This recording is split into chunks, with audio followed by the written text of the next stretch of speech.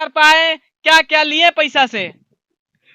पैसा से देखी रहल बात की एगो का कहला कि चैनल के माध्यम से टीआरपी लोग के मिल जाला, एगो बढ़िया प्लेटफॉर्म मिल जाला, बाकी केहू के पैसा ना मिलेला। उ जे महाराज चेक रहुआ के देवल गेल रहे 25 लाख के, उ ना मिलल पैसा?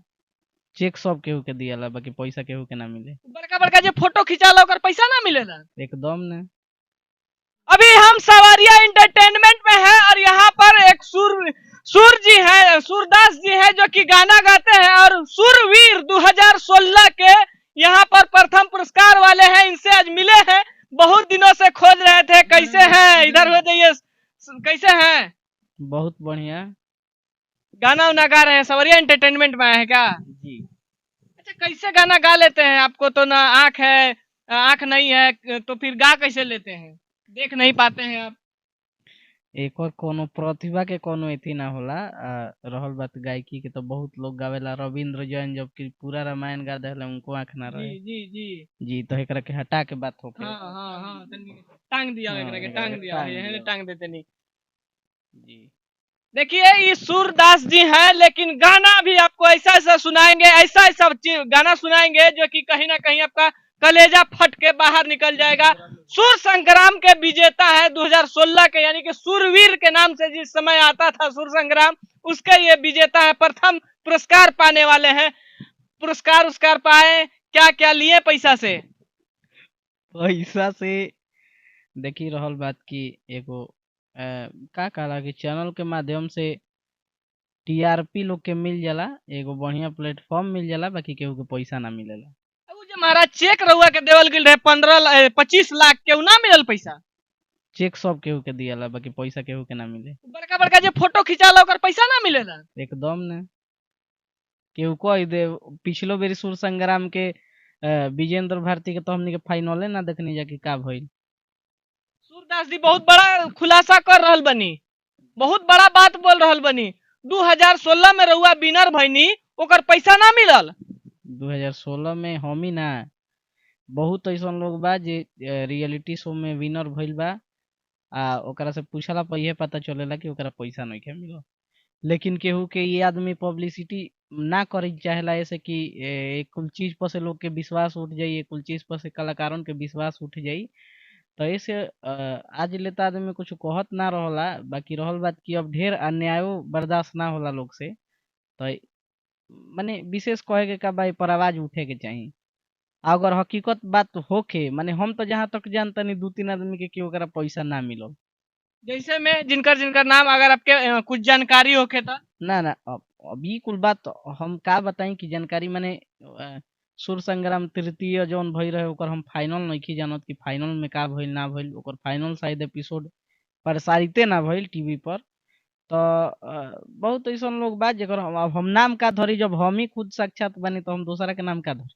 देख ली सबसे बड़ा खुलासा, जे कि आप लोग खूब टीआरपी देखेनी कि सूर संग्राम में 25 लाख के मिलल चेक, 30 लाख के मिलल चेक, तो हई जीता जागता सूरदास जी बानी, जिनका की पहला पुरस्कार 25 लाख के बड़की गो के चेक दिया रहे चैनल के माध्यम से, है तो हर चुकी के चेक, ओमे 1 रुपया भी ना मिलल। ये बात सही बुढ़ुए?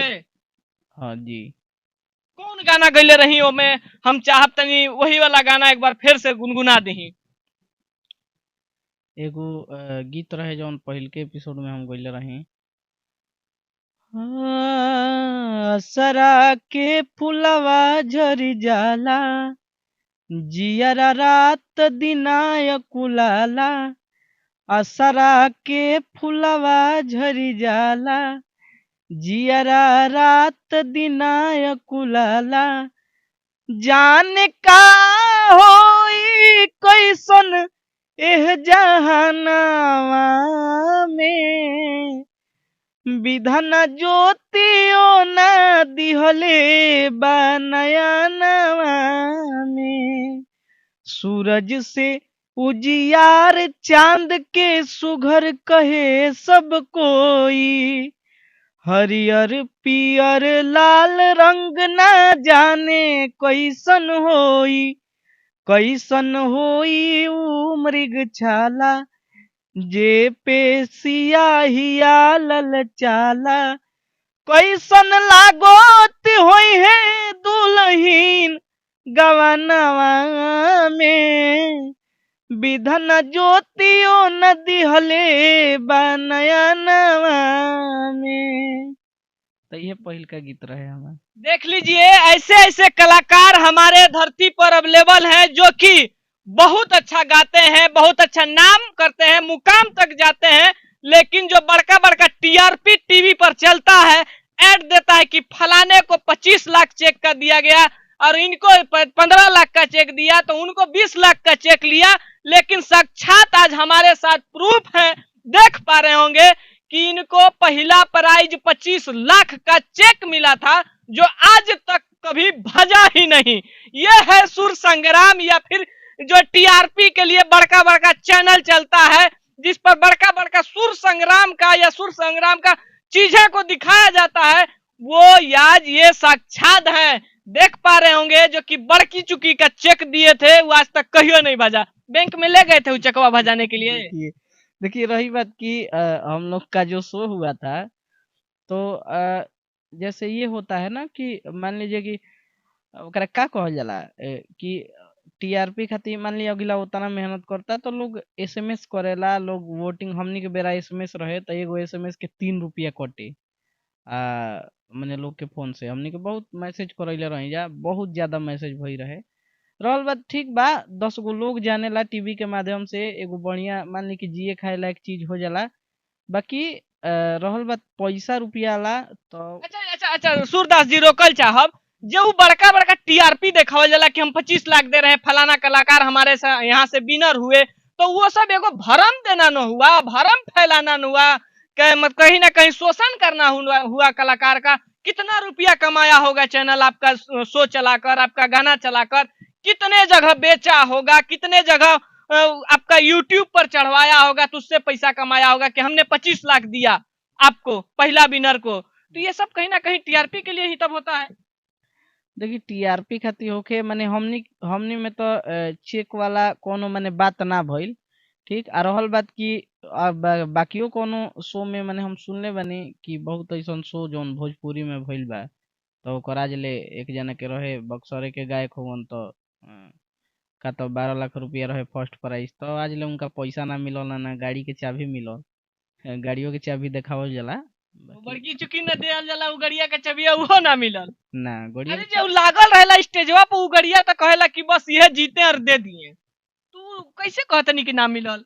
अच्छा तो एगो बात बताई, मान ली जेकर जेकर शो में रउआ देखले होखे नु गड़िया जी तो देखले होखे हम तो इहो जाके देखे के पड़ी नु कि उनका दुआरवा पर गड़िया बिया कि ना।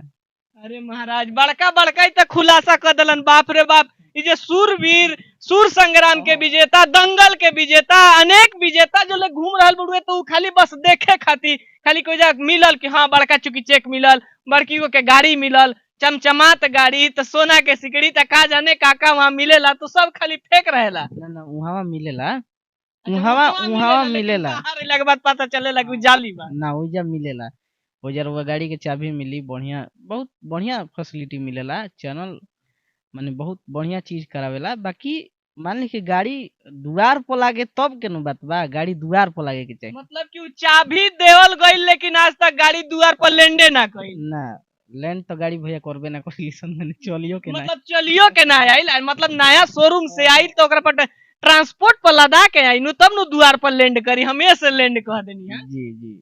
अच्छा जे सुर संग्राम में आरू एक दूगो आरोप लाग रहल बुढ़िए, या फिर सुर संग्राम के एक दूगो क्वेश्चन आरू सोशल मीडिया पर घूमेला कि आपके संगे कोई बड़ा मतलब कि अनहोनी ना होखे या फिर बड़ा कुछ ऐसा बात ना होके तो आपके विनर ना बनावल जाला, या फिर आप ओह मतलब जज के जे कुर्सी पर बैठल बुढ़िए ओह बिरादरी से मैच ना करल जाला, कहे के मतलब कि जाति से मैच ना करल जाला तो उनके भी विनर ना बनावल जाला। क्या बात सच्चाई भाई? सच्चाई तो यह बा कि ओमे जज के कोनो भूमिका ना होला, कोई भूमिका ना, ना तो जज केकर भूमिका होला? जज उहे करी जौन टीवी के आदेश होई, मतलब कि जे चैनल कही जकरा विनर बनाए के बाद, जकरा आगे बढ़ाए के बाद ओकरे आगे बढ़ाए के बाद जी मतलब फुल कहल जा तो ओकरा में सेटिंग।